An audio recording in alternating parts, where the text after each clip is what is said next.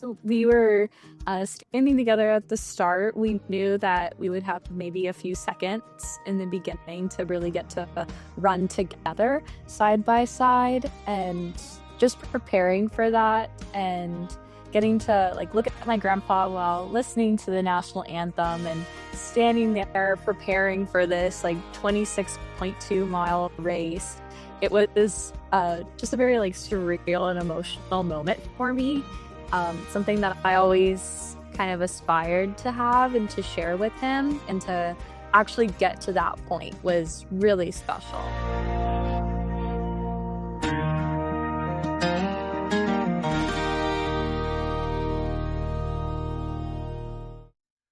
Welcome back to Through Their Stride. I'm your host, Sam Sutton, and today I'm joined by Carlos and Mia Sanchez, a grandfather-granddaughter duo who just qualified for the Boston Marathon together. Carlos has been running marathons since 2008, and when he started, he was a little shaky on the idea. He really kind of didn't think marathons were humanly possible, but he took on the challenge anyways and has loved it ever since. And he inspired his granddaughter Mia to take up running, and she even ran cross country at St. Edward's University in Austin. She's currently attending Harvard, and during her studies, her grandfather Carlos asked her, "Hey, do you want to try to run a marathon together?" They did that, and ever since, she's been loving the race, and in her first marathon debut, she qualified for Boston with her grandfather. This was such a fun conversation to record. I'm so excited to share it with you guys, and without further ado, let's get into it. So welcome back to Through Their Stride, and this is my conversation with Carlos and Mia Sanchez, who both are a granddaughter and grandfather who qualified for the Boston Marathon together. And I saw you guys' story on TV a couple of weeks ago, and I was like, oh, I gotta have them on. That is just incredible. So welcome, Carlos, and welcome, Mia. Yeah. Yeah. So it was I read your story that you had sent me, and I watched the video, but can you kind of explain a little bit to me how the marathon came to be, so it's just for my listeners? Yeah, you wanna describe? Sure. Yeah. So my grandpa's been running marathons since 2008. So pretty much as young as I can remember, watching him train and compete.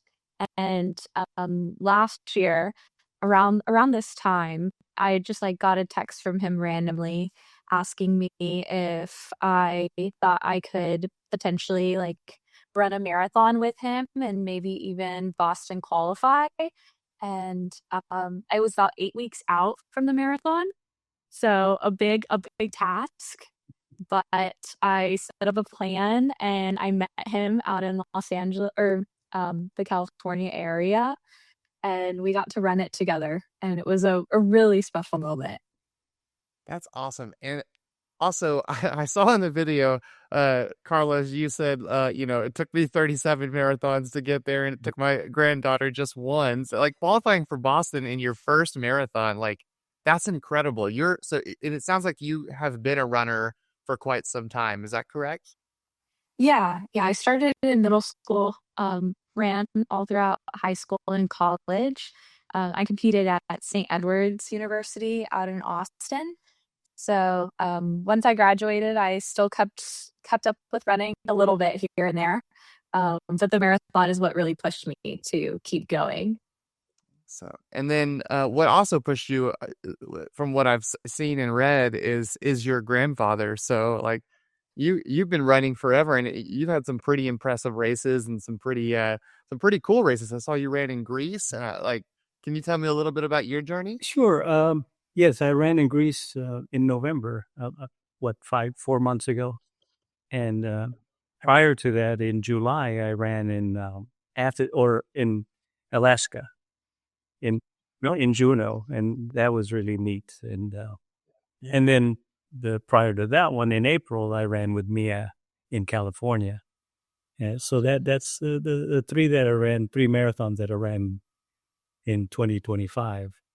And I ran 2 half marathons earlier in the year, but so that was my this past year. But I started in 2008 was my first marathon with me as and my daughter, Alexis, and she and I ran in Chicago 2008. And to me, running a marathon was like humanly impossible. It was just seemed like humanly impossible. You can't do that. But my daughter, Alexis, I remember when she was like in first grade, um, she was a really good runner, high school, and she ran at TCU also, my daughter. But I remember when she was in first grade, class assignment, all the students in her class, each one would write some, just a little note about things they liked about their fellow students. And one of the children wrote about my daughter, she's a good runner. Because, they would run around in school, first grade. And so one of the students noted in her comments about her, my daughter, she's a good runner. And, that was kind of neat. And I remember that distinctly. And then she started running in middle school, high school, and then at TCU only in her freshman year. But she was a really good runner in high school and also TCU. But all as she was running in high school and after she graduated high school and college, she kept mentioning someday she wanted to run a marathon, and I just never could understand that. I would run the Capital 10,000 here in Austin every year, but I would just show up and run it and without any preparation, and that was extreme for me. So, man, a 10K is, and it still is very challenging, but to me that was my maximum ability. And but I had in the back of my mind always, my daughter wanted to run a marathon, and I just figured I couldn't comprehend that. But in 2008, as kind of that came up, and I called her, and she said, "Okay, well, let's go run in Chicago," and we registered. Back then, you could get in without you would just register and get in 2008. Yeah. Now it's a lot harder, but we ran that 2008 marathon, and it was just amazing, right? Just standing there with my daughter and at the start line, and just going through that whole experience. And I mentioned, I had just started running in 2008, kind of preparing for Chicago, which is in October. And throughout my training, which I started in March of 2008, here in Austin, I joined a running group, and we started running and training and plans. But always my shoelaces would come undone. Throughout training, like, hold on, guys, shoelaces, and tie them back up and resume running. And so that night before the marathon, we're having dinner, pasta dinner in Chicago, and I tell my daughter, well, I'm, excited, all that, and I'm going to have to stop a few times throughout the marathon to tie my shoelaces. And she said, well, how do you do them? And I showed her. It's like, come on. So that night, she taught me how to tie shoelaces properly for running.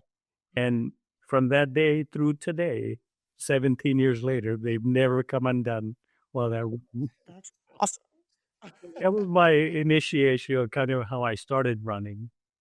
And yeah, in Chicago, I remember like mile 17, and this was my first marathon, mile 17. And so I'm running, just with a crowd. There's quite a large number of runners. So I'm running 17, and I didn't expect this, but people stopped, started stopping. And, I was behind one person, and they stopped right in front of me. So I had to dodge, and I twisted my ankle. And now 17, it's like, oh, man. So, I just twisted it, and then I kept running, but then I it was hurting a little, so I stopped. But it hurt more to walk on it than to run. So okay, well, I just keep on running here. But it's Oh no. my ankle was swollen a little, and But it's okay. Yeah. I just didn't know that that could happen. People stop and probably whatever reason. But at each number, I was baffled. Why are people stopping? I think it's exhaustion at mile 17. Yeah, I was gonna ask, did you ever like hit a wall or any like fatigue where it almost felt like you couldn't keep going? Yeah, pretty much every time. I've run, and I know I can run with comfort through 17 miles. And lately, I've been running with comfort up to 23 miles. And then those latter miles are a little harder, but hey, the end is near, so no problem. Just Yeah. keep going. Yeah. Yeah, I always say with my races, like when I get to like, sometimes I'll hit the wall at mile 17, 18, and I'm like, oh man, I still have like 8 miles to go. I don't know if I can do this. But then if I hit the wall, because I inevitably hit it every race, but mile 23-ish, when I hit it there, I'm like, well, it's just a 5K. Like, let's grit this out. We're going to be fine. And I break my marathons down to very edible chunks, and I celebrate the start, the 10K middle, whatever just different milestones during the marathon. But I break it down into very edible chunks, like 17 miles and then 3 5Ks. Yeah. And then each 5K I just focus, okay, 5K, 3 miles. Get that, and then the next one, and then you're done. Yeah. And then Mia, I was gonna ask you about a little bit more about you watching your grandfather over the years, and I've heard that kind of has inspired you and to keep running and to love running. So when you watched him doing marathons and training for marathons growing up, what did that kind of give you? What did you think? Did you think like, man, like I'm gonna be just like him someday? Uh, I don't know if it was I'm gonna be just like him, but I think it's something more like I aspire to be like him. Because I think my grandfather has like how he's describing his races, those little like chunks. He makes it sound so easy, and getting to watch him race, like while growing up and like traveling to go see him at all these different races, he makes it look like it's like very easy, but it's 26 miles. Like that's crazy. Um, but yeah, I would say it's really inspiring and it's what kind of keeps me going when it's a little bit hard. That for my grandpa, this is just like, oh, it's just a run. Like we can do this, and if he can do it, I can do it too. And I've kind of tried to adopt that into every little aspect of my life, both running and not. Yeah. Yeah, I was gonna say, I mean, one of the biggest things about running is that like it helps you so much in life because you start to learn these moments of like, well, it's hard, but it's only hard for now, and if I keep pushing, I'm gonna get through it. And running and life kind of translate so well in that way. Yeah. Uh, No, we were very fortunate.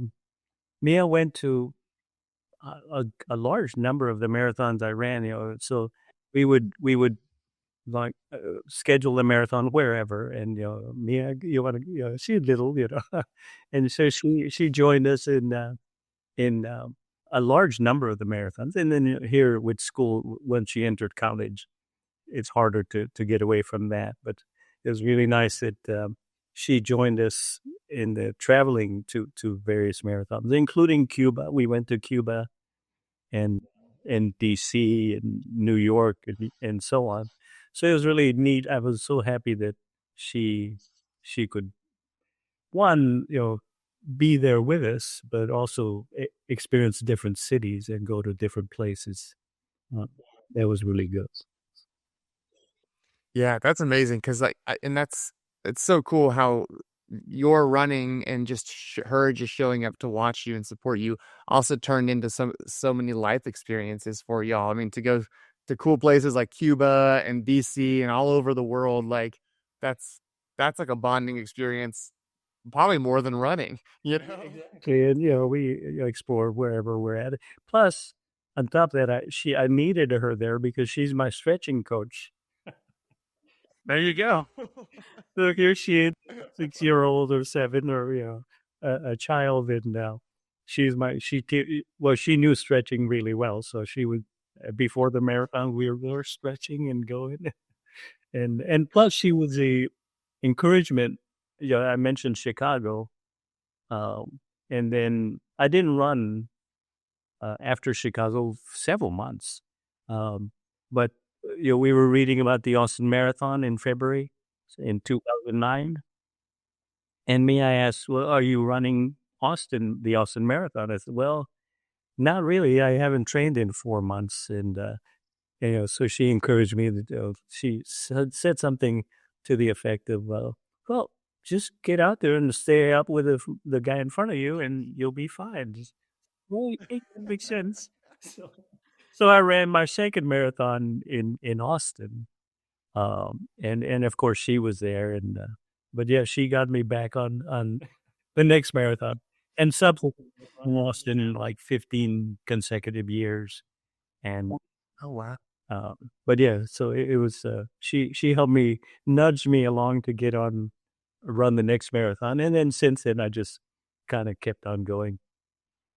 Yeah, that's awesome. And then, Mia, when you were running in college at St. Edward's, was that also kind of like a bonding experience for the two of y'all? Were you guys able to kind of talk about the running and like was that a point of excitement for you too? Yeah, definitely. I feel like, I was always reaching out, talking about my training and my races, and getting to learn from my grandpa and, like, his experiences, really helped me throughout, and then, obviously, during each of my races, he was always there cheering me on, taking videos. I feel like it was, not just, like, me who was excited to get to see him, but, like, my whole team. I call my grandpa my pampa, and so they're like, "Oh, like, Pampa's here, like, he's here to watch us race, this is awesome." That's Awesome. awesome. Yeah. Cool. And then, Carlos, for you for running, when you had started running, um, you said like, oh, like a marathon. I don't think that's like humanly possible for me. I don't, I don't know about it. And then you did Chicago and obviously did it and finished it.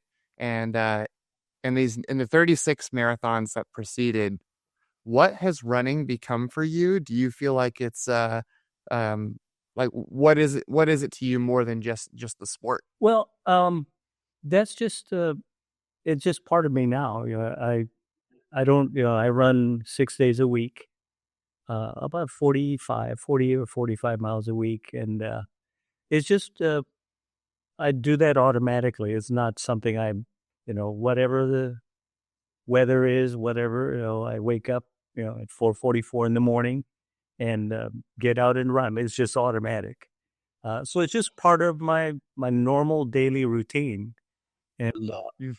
so, and meeting, I run alone often, not often, but several times a week. And then I run with my running group, at least twice a week. And then I run with my other friend, Matt, who we've been running Okay. since 2008. I met him back. Oh, nice. So we've been running together, for that long. So we meet, several times a week and get out. So it's just an automatic thing. And I stopped working. I retired in May or June of 2025. So, so now it's just part of my day. I wake up, go run, and then come home. And so it fills my day, but it's just, running is just, like going to the mailbox. It's a normal daily thing that I do with, I do it every day or 6 days a week. Yeah. My coach had to take a day off. Yes. Yeah, my coach has me take 2 days off in the week, but if I had it my way, I would do it 7 days a week and probably get injured. But that's just how we are as runners. Um, and then you said earlier that Mia was a big help for you at learning how to stretch and learning how to do that. So Mia, was that from did you learn like stretching from your coaching through high school and college, or how did that kind of what's that? How did that come about? I think the stretching coach part came about when I like was little. When I first watched him race, at like 6 years old, I was probably in gymnastics at that time. So that's where my expertise came from. That's awesome. That's kind of funny. So, and I was going to ask this too, because obviously when you were 6 years old and in gymnastics, he took something from you, took some tips from you. And I'm sure he was able to take a lot of tips from you when you entered like the collegiate level, because you said you learned a lot from him, but I'm sure you learned a lot from her. Would that be a fair thing to say? Well, yes, like, you know, I don't, I don't, without me, I really don't stretch, and I don't take in when I run. I just run, and I don't take any nutrition or anything like that. Oh, so I learned from Mia, like, okay, stretching is very important, and she had a little injury, and a lot of the recovery was through physical therapy and stretching and things like that. So I learned that yes, it is very important, and and consuming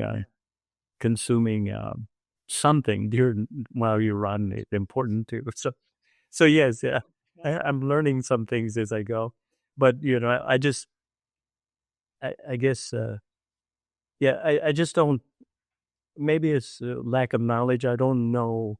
When I ran 20 miles this past weekend, and I just drank Gatorade, like one of those little bottles of Gatorade, and that's it. That's all I took. Uh, and we know that not proper or not enough, but it didn't. I didn't feel depleted of anything. So yeah. And whoop, I don't use I don't use headphones or anything. I just go out and run. Mm-hmm. That's incredible that you can run that long without fueling. Because like when I first started running, hitting those 18 milers, those 20 milers, I would feel like depleted at the end of that, But but yeah, I do know that some people can do it. So that's pretty incredible that you're able to get through them with that, not with only a Gatorade in hand. Yes.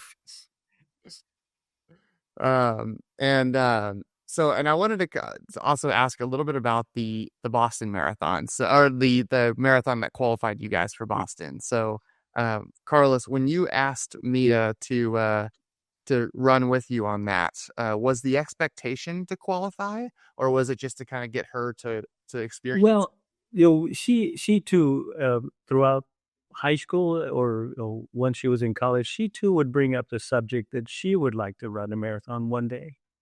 And the expectation was I was, so that was the first marathon, in April of last year, 2025, where I had a expectation to qualify. Prior to that, it was like, nah, just go out and run a marathon and hope to finish close or just under 4 hours. That was really my only objective. But that marathon in California, I had been training harder and preparing, and I was expecting to finish with a Boston qualifying time.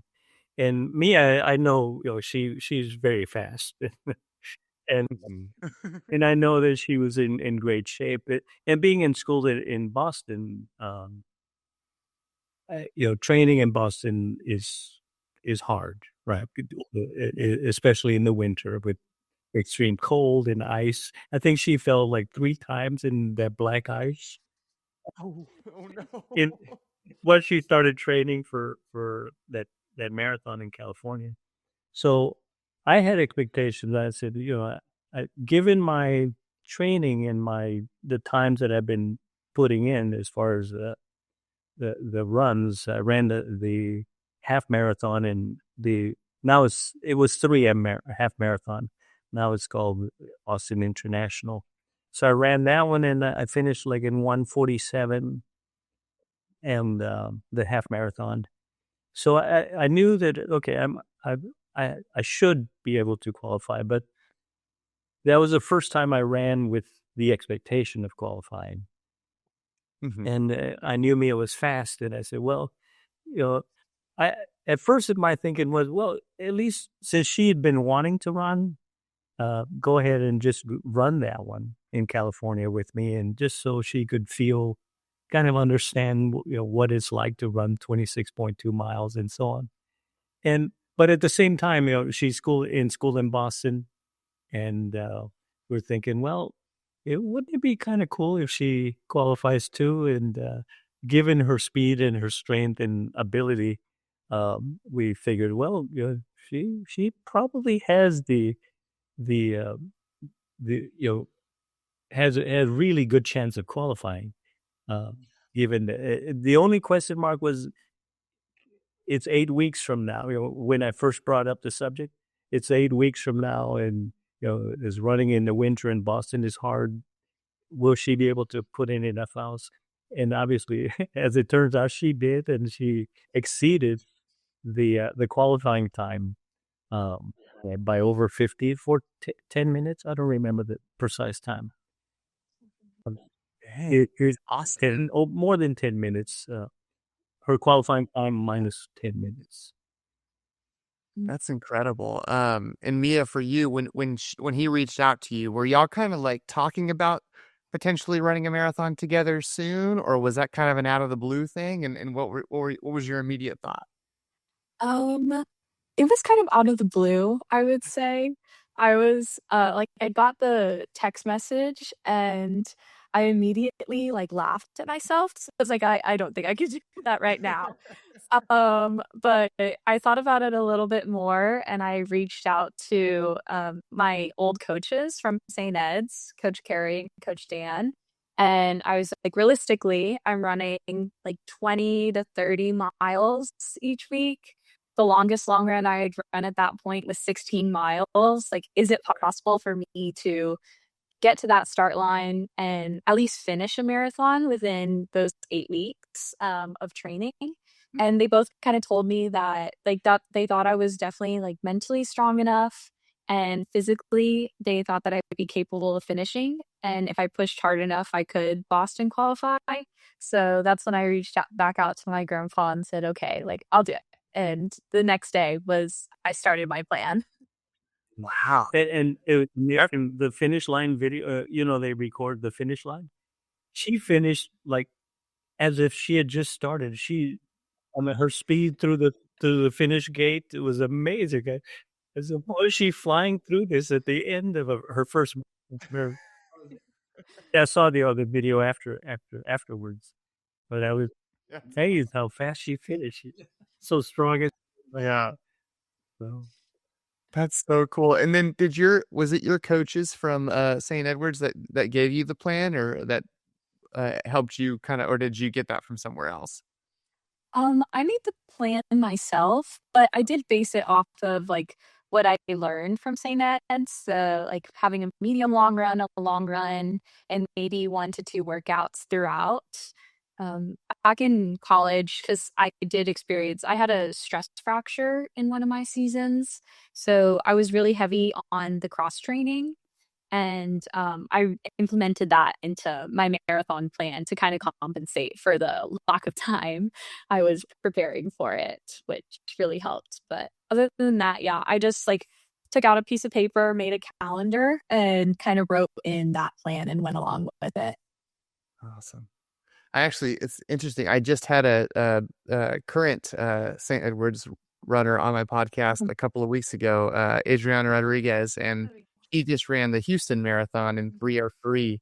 And I was like, man, St. Edwards is pumping out some good runners over there. Again, for sure. That's awesome. And then I had a father-daughter duo on the podcast about a month ago, and they were talking. They're both runners, and they ran individually their own races, and they decided to run the Marine Corps Marathon together.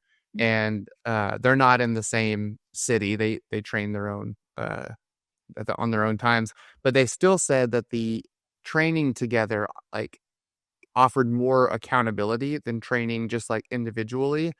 Did y'all kind of feel that, like, where y'all kind of kept each other accountable? Yes, I would definitely say, I feel like we would text a lot of the times, or we would see our runs on Strava and kind of comment on them. But definitely on the hard days, like in the winter time here, it's really hard to get outside to go run. But I could just think of my grandpa and like finishing together and sharing that accomplishment really drove me throughout my training. Yeah, the miles she puts in out there are amazing, right? Because you're running in kind of extreme conditions. We run here and it's 38 degrees. Like, oh man, this is extreme. But she's seeing the real extreme weather and and and Because you did it only those too. So mm-hmm. And you did it with only 2 months to spare in Massachusetts. So like you're in the thick of winter when you're starting.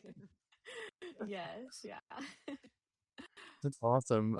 And then so when y'all both got to the marathon together, the day of, the week of, I did read that there were some tears that y'all shed a little bit, and both felt very proud of each other. So what was that moment like, being able to finally come together and get to the start line together? Yeah. So we were standing together at the start. We knew that we would have maybe a few seconds in the beginning to really get to run together side by side, and just preparing for that and getting to like look at my grandpa while listening to the national anthem and standing there preparing for this like 26.2-mile race. It was just a very like surreal and emotional moment for me. Something that I always kind of aspired to have and to share with him, and to actually get to that point was really special. So yeah, I definitely got very emotional throughout that moment. yeah, yeah, and prior. So this marathon, we it's a point to point. I think where we got on a bus in Ventura. They took us up to the start line on a bus, and then we and that bus trip, I don't remember precisely, but we went out there really early. Do you remember what time it was, Mia? Um, Maybe like 4:30. in the morning for a 7 a.m. start. So we rolled the bus, at 4:30 ish, whatever it was, and we we're waiting for a couple of hours. So that was just really special. Just being there, us two, and there's all the runners, but us two together at the start, and just relaxing and just kind of enjoying the all the activities going on, people and so on. But just us two sitting there in the dark uh, prior to the marathon, and I know what's coming for me, right? But to be there with her was just just amazing moment, right? To be there with with her and just seeing her and knowing what she's about to experience, just was exciting. It's emotional. It was really neat. That's so nice. Yeah, and like I was also going to ask Mia. I skipped over this question, but your training. So you had to train while also going to Harvard, and you're going for your master's degree. Is that correct? What are you going for? Yes. Yes. So I'm at Harvard's T.H. Chan School of Public Health, getting my Master's of Science in Environmental Health. Okay. Yeah. And what was that training like? I mean, that sounds like it's a heavy course load. So juggling, training plus, running and, obviously not wanting to let your grandpa down and miss a run. What was that experience, just training for that around your schedule? Yeah, it was interesting. Definitely, like heavily relied on my Google Calendar for blocking out those times of my runs. But it was really early mornings. I would wake up at like 5 or 5:30, come to the gym, get my run in, shower, and then like head straight to class. Sometimes if I had like a really early class, I would go during my lunch break and go run outside really fast. And then once again, like head to the gym, shower. Got to know the security guards a lot during that time period, just traveling back and forth. But it was a lot of fun. And I think my friends, like in my program, were really supportive of me and they kind of helped me throughout and with like that time management and aspect of all that training. So now they get to cheer me on while I run Boston, which is a really exciting moment. Yeah, because that's like right in your backyard now, so that's gonna be awesome. Yeah, I think we passed by the school too, because I'm in like the medical district. So we'll pass by the school and I'll see my friends, which will be fun.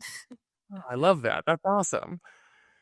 And then so Carlos, you've been obviously running since then. You've been racing and have done several races this in 2025. For Mia, what's running been like for you kind of since the qualifier and now training for Boston? Yeah. So since the qualifier, I took a little bit of a break and then back to it in the summertime. I ran the Cambridge Half Marathon in November or a late October, and I ran a 1:25. I think if I remember correctly. So that was a good race for me. But yeah, I've just been slowly training, trying to maintain around 35, 40 miles a week. I run with the Heartbreak Hill Company's running group out here in Boston. So I'm getting to learn a lot from the people that I run with and gaining a lot of advice and tips and tricks on the whole Boston Marathon experience. That's great. That's good insight. Yeah, Getting it right from the source. She runs a part on the course where there's more hills in during the marathon course, and so she's kind of learning, all the basically the latter part of the course, which is the toughest parts. She sees that every or frequently enough.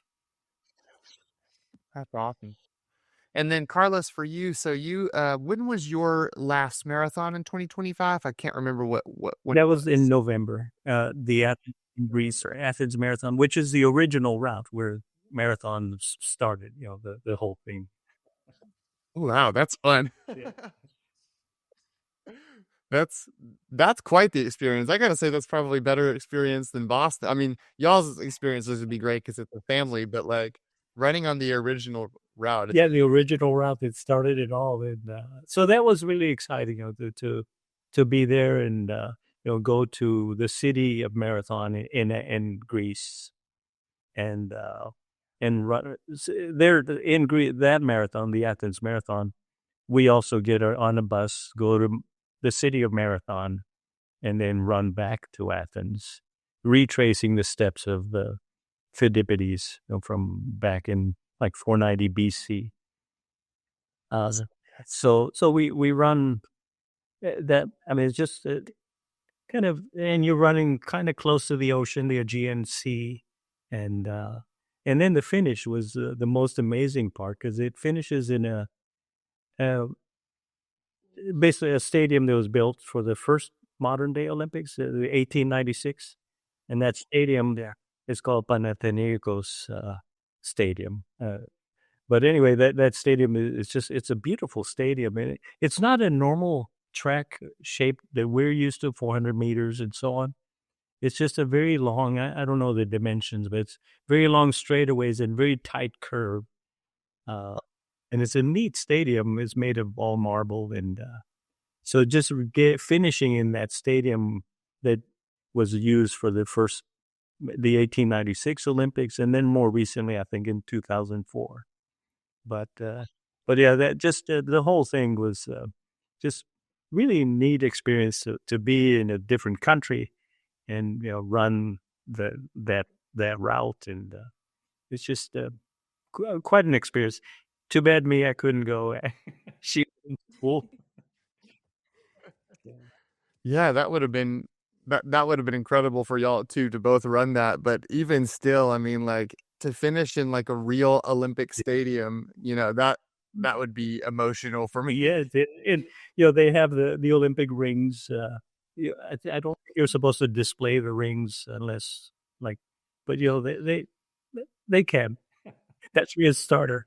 And so the Rays are there at the stadium, and it's just a beautiful experience. It was just really nice. And That's awesome. And then since then, have you been did you take some time off before starting into your Boston build, or how did that? yes, well, yeah, my coach says I need to take a break after the marathon. Like, yes, so so yes, I had to stop. I didn't basically very light walking or for about a week, about 2 weeks, and then just research. I run year round. I just run Yeah. year round, uh, and I do after a marathon or a event like that. I do pause for a week or two, but then I just resume running and keep going. Uh, and then so the build up, obviously, so the marathon happened in November. I take 2 weeks off, and then the build up is not back to 40 miles immediately. I build up like the training program that my coach gives me, just a gradual rebuild.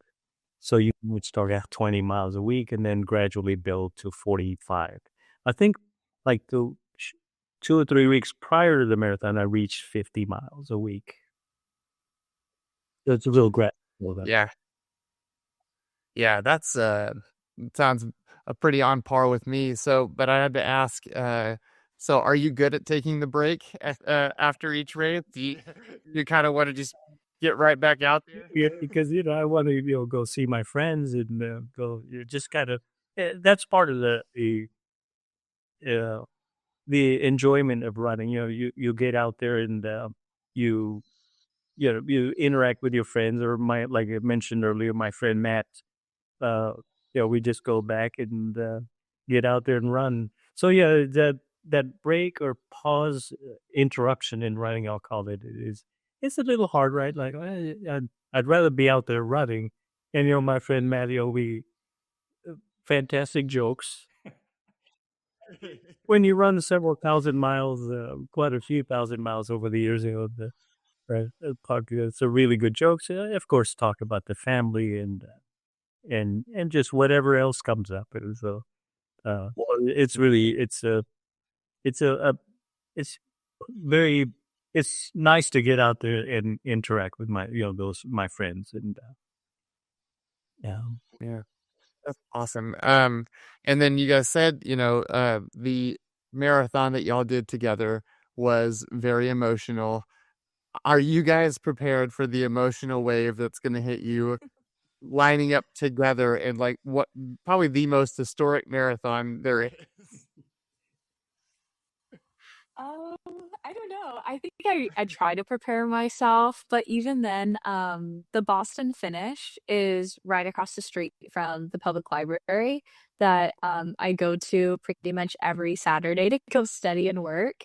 And even just like seeing the finish line, or knowing that like we're gonna be able to cross that soon, makes me emotional already. So I can't imagine the emotions I'm gonna feel on that day, but it's gonna be a very special day for Yeah, sure. absolutely. Yeah, and yeah. So in anticipation, I watched some videos about other people that document their experiences in the marathon, and yeah, kind of. Let's just say I don't get emotional, but it just feels exciting and it feels good to experience through their lens. You know how they the thing how it was for them to finish and run the marathon, and yeah, I'm excited because it's going to be pretty exciting. And yeah, that marathon is, I think, probably most marathon runners aspire to run that marathon, and it never really entered my mind before. Um, yeah, to just like I said, just show up, run, and enjoy that particular marathon with no real. goal to qualify. But then over the years, my I was able to run faster, and now it was reachable.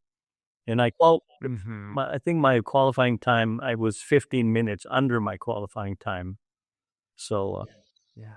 so And what were y'all's times crossing the finish line to qualify? What did each of y'all uh finish in? I ran a 3:14 27. yeah, and mine was 3 hours and 50 minutes, 3:50:49. And then Those are both amazing times. Thank you. got in California in April, and then in July I ran in Alaska, and I finished 30 seconds faster. So 3:50:18. There you go. That's awesome. So if you didn't get it, if you didn't get the buffer back then, you still got it in Alaska. So that's amazing. Cool. And then do y'all have some like personal goals for Boston, or is it just to finish, or what are y'all thinking? I think I would like to finish around that same time. Boston's a little bit harder of a course than the one that we did out in California, but I'm giving myself longer training period, so I want to run around the same time but feel more comfortable. That way, I can kind of soak in every moment of the race. And really like take in like the people cheering and each of those miles with the people around me. Yeah. Yeah. Yeah, and for me, yes, anything under 4, I'm always happy with. And but I do, yeah, I've heard some of the folks describe like, they plan to race Boston and then not enjoy the just the experience. So and I don't fully comprehend that. It's like you're running and I'm enjoying it, right? No matter what to you, but I want to finish somewhere in that region, under 4 hours, and just but truly more important is to enjoy the experience. And you know we yeah, in California, me and I were at the start together, and of course when the gun sounded, she zipped right out. And yeah, yeah. She took off immediately, right, at full speed, and yeah, we done my pace. But in Boston, I don't know if we. I know that she probably will be a few corrals, or her start time will be, um, I guess, earlier than mine, where the faster runners start first. And yeah, at my group, whatever corral we're in, or whatever. So I don't know if we'll be able to start together. Uh, the runners in my finish time will cannot go to the corrals for the faster runners. Yeah. So I don't know. We'll see if I can. I don't know. We'll see what we can figure out for this time. But yeah, it's going to be exciting just to be there and experience the whole pre-marathon activities. Yeah, they have a 5K. So the marathon is on April 20th, on a Monday. On the 18th, which is a Saturday, they have the Boston 5K, and and we even for that one, there's like high demand to get into the 5K, and it was very fortunate. My wife Elizabeth and Mia and I, we were accepted, or they had a lottery, and we all made it into Oh wow. 5K. So I think about 1/3 of the applicants didn't get in, right? They didn't get into the lottery. So, but very fortunate we got in. So we'll run the 5K, Boston 5K, the Saturday before the marathon. So that'll be pretty neat. And it finishes at the marathon finish line. So so you'll cross it. Yes. Yeah, but we will be there, right? Very, we can line up together, Elizabeth and Mia and I will at the start line for the 5K at least. And about the start line for the marathon. We'll just have to figure that out. Yeah. Are y'all gonna try to race the 5K fast, or is it just more of an enjoyment experience? Because that'd be kind of hard to go from a hard 5K race to a marathon. Yeah. I think just getting to run it will be nice. Yeah. Maybe even running that one more so together than we did at the marathon. Yeah, I think so. It's more of a shakeout. Yeah, typically on the schedule, there's always a shakeout run, three or so shakeout miles to kind of loosen up. So I think so. I think in that one it'll be just maybe run together and then just enjoy just all the grandeur of it, and then enjoy the finish line after a 5K versus enjoy the finish Yeah. after a marathon. You can enjoy it and not be sore. Yeah, or at least absorb. You can absorb things around you better when you ran a 5K versus a marathon. So Yeah. You had said something earlier, Carlos, talking about like, I just want to enjoy the experience of Boston and that be kind of the priority. I had a friend, Caleb, he ran Boston last year, and he was thinking that he was going to race it. He was like, I want to get a pretty good PR. I think I can. I know it's hilly, but I think I can still do it. And he was racing it, and he came down one of the hills, and he just saw like a sea of people, and he was like, I'm not going to be able to get through these people. And he struggled, and he kind of got caught in some pockets, and was like, finally he was like, you know what, I'm just gonna run this for fun. He was like, I'm not gonna worry about time. He still got a personal best, but it was only like by a couple of minutes. And he said he was like, there was no way I was getting my A goal though, because like you can't navigate all the people. Well, there's 30,000 runners, and they start in waves, but then you kind of it's still I don't know, the streets, Mia, are fairly narrow, I think, or Yeah. In some parts I feel when we're kind of in the outskirts of Boston. yeah. Mhm. Awesome. And then I gotta ask too, Carlos, is that the jacket behind you, the qualifying jacket? Why? It's back there. Can you bring it out? I'd love to see it if you want to show it to everyone. Wow.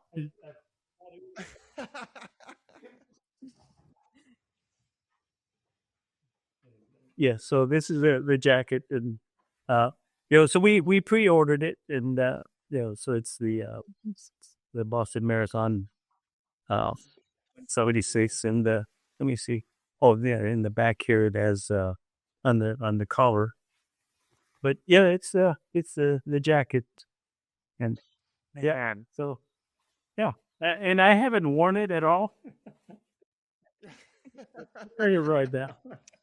But it feels like I haven't earned it yet, it's been cold and all, but it just doesn't feel right to wear it yet, because I know I qualified now, but it's just I haven't run the marathon. So yeah, it's really nice. And it had this little thing on the sleeve. I think it says "Catch me if you can." I love that. That is so cool. My mom ran Boston twice in her heyday. So in first I think in 90, I think it was 99 was her first one, and then 2003 was her second. And It was fast. yeah, she was fast. And but she's got a Boston Marathon jacket, and one time I didn't have a jacket to wear, and we were going out somewhere, and it was cold, and I was like, oh, I don't have a jacket. And she's like, you can use this one. And she gave me the Boston jacket, and I'm like, oh hell, no. It's like, I cannot wear it. I am not worthy. Yeah. Well, yeah, that's funny. Yeah, it feels different to wear it, and Yeah, yeah. that's awesome. But you do deserve it. Y'all both, I mean, y'all qualify for the dang thing. So you can wear whatever. Not having run it yet is no, yeah, we qualified, and we're ready. It just feels different to wear it before the marathon, before you actually Yeah. finish. And we were talking about, Mia and I were talking about that the other day, that your field, it feels premature, I think. Yeah. Yeah. Well, unfortunate, yeah. And then Mia, you said you've been running a little bit on some of the roads that are going to be a part of the course. When you're out there running on those roads, do you kind of feel it? Do you feel the emotion kind of come up like, oh man, I'm going to be here officially in a few months? Yes, yeah. I think about it probably every time I'm out there, um, running those hills, especially. Um, it's exciting. It's a little nerve-wracking, but definitely ready to be out there in April. Yeah. I keep asking, And then I keep asking her. I think I've asked many times, like, what are the hills like? And we see here in Austin quite a bit. And yeah, but yeah, I keep asking her about those. But it's good. I'm actually previewing the course quite a bit. Yeah, my coach tells me because she's done Austin and she's done Boston, and she says that the Austin course is harder than the Boston Wow. course. So, because there's more hills kind of like throughout, but and if you can kind of mentally prepare for where the hills are and then pace yourself on the big downhill at the beginning in Boston, then you're pretty Yeah. okay. But she's like, with the heat that Austin is almost always hot, and even though it's February, and then like, you got the rolling hills, and there is more downhill that you can kind of use to your advantage in Boston. So, I'd be curious to hear y'all's thoughts about the race and the course when you officially get to run it and everything. Uh, well, cool. Well, thank y'all so much for coming. And then is it official? This is y'all are the first grandfather, granddaughter to do this, I think. Well, I would say it's not official. There's no published occurrence of a grandfather, granddaughter uh, running on the same year and qualifying and running it. So there's nothing, at least for doing searches on the internet, there's no other occurrence of that. Yeah. And Because I mean, this is pretty special. It's pretty rare. there was a family of three, a grandfather, a daughter, and then the granddaughter that ran it together, but they didn't qualify. They ran. There's several ways to get into Boston, right? There's through qualifying times and meet the rigorous time for each age group. So by qualification, by time is one, and then there's corporate sponsors. I think the corporations get corporate sponsors get bibs, and then they hand them out to employees. And then there's the charity, which is amazing charities that you can go through and you get a bid. And this a group of three, like I mentioned, the three generations, they ran through a charity program.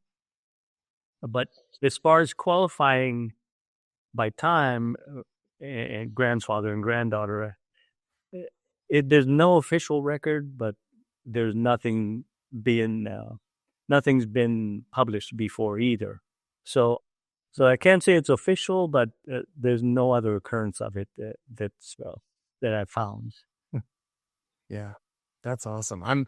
I'm so excited. I'm excited to follow y'all's race and the rest of the journey there, and the journey after the race too, because like it sounds like this is not gonna be a one-time thing. Like y'all are gonna keep running and training. So I've run three marathons with my daughter. She lives in Kansas City, my daughter. And so we ran Kansas City Marathon, Oklahoma City Marathon, and then, of course, Chicago. So she and I ran three. And hopefully Mia and I can, once she, done with school, and hopefully she comes back to Austin for round one after we're done school. And so, yeah. And I remember we ran, just real quick, when she was a freshman in high school, we ran from her house because my son lives here real close to my house. And so one day we were at her house and we went out running, and she's a freshman, and we ran like a 5:52 mile or so. And at that time, she was a freshman in high school, and we ran 5:52. She was really excited. Wow, that's my best time ever, right? Her best time for a mile at that time, and so that was pretty neat experience. But yeah, hopefully we can continue running, just on the slow days for her. Yeah, a day for me, a slow day for her. Yeah, Nia, what's your personal best mile now? Oh, I don't know. I raced the 5K and the 10K in Okay. college. But the last time I ran a mile, maybe around like the 5:30s. Um, maybe something around there. Yeah. So, Yeah, that's quick. That's moving. Thank you. Yeah. Well, cool. Well, thank you all so much for your time, and I'm excited. This will probably come out, or this will definitely come out, not today, but next Friday. So it'll once it publishes, I'll send it over to you guys, and yeah, we'll go from there. And I will definitely get that story edited for you in the next 2 days. It doesn't need a whole lot of editing, so it's already really good. thank you, thank you so much for having us on the show. And I've been watching your podcast that you've been publishing, and they're really I'm enjoying each one, and each story is just is fascinating. Just to see experiences of different runners and all. And I'm enjoying that. Yeah. Thank you for having us. Definitely. This has been Thank you. a labor of love. I've very much enjoyed telling runner stories. I have been running since like first grade, and I used to be a journalist, and so I'm kind of marrying my passions, into this. Well, very well done. And yeah, I've seen some of your runs, and yeah, that's good running that you're putting out. Thank you. Thank you. Not nearly as good as y'all, but I'll get there. And that was my conversation with Carlos and Mia Sanchez. Carlos and Mia, thank you guys so much for coming on. And I know you guys are qualified or training for Boston right now. I'm super excited to hear how that goes. That's coming up in just a couple of months. So I'll be following y'all's journey. And those who listen today, be sure to follow them and keep following this podcast, because I'll probably post something the day that they run it, just to kind of give them a congratulatory and then just kind of show off of their results. So yeah, keep following along. If you like this podcast, share it with a friend, like it, comment, subscribe wherever you get your podcasts, Spotify, Apple, YouTube. I'm on all of them. So without further ado, I will see you guys in the next episode.